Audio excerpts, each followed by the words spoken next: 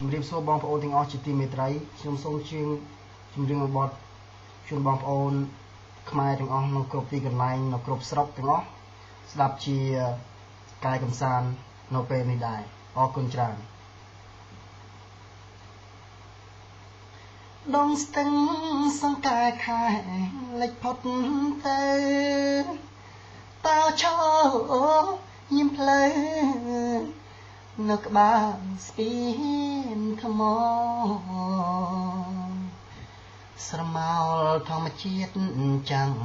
រំលេចពស្នរត់ភ្លើងចអង្រួនរីត្រីផ្ទះដំបោស្បៅនៅត្រៃខាងកើតជាភូកំណើតស្នាមស្នេហាកវីតាមផ្លូវមានគេលងនំចំណៃឥឡូវអ្វីប្រែប្រួលទាំងអង្គអូនកុំជេរស្ទឹងបើខឹងនឹងបង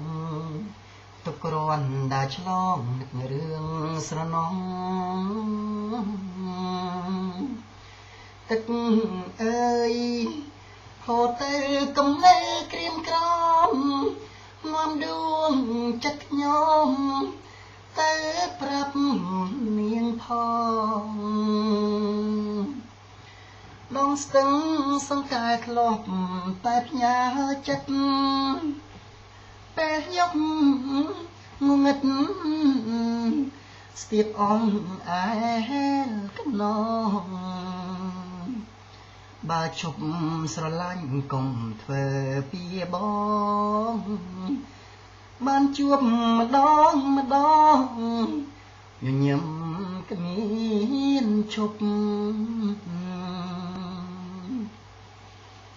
អូនកុំជេរស្ទឹងបើខឹងនឹងបងទុកគ្រាន់តែឆ្លងនឹករឿងស្រណងទឹកអើយហូរទៅកំណើក្រៀមក្រំនាំដួងចិត្តខ្ញុំទៅប្រាប់នាងផងដងស្ទឹងសង្កែធ្លាប់តែផ្ញើចិត្តតែយកងងឹតស្ទាបអងអែលកណងបើជប់ស្រឡាញ់កុំធ្វើជាបងបានជួបម្ដងញញឹមគ្មានឈប់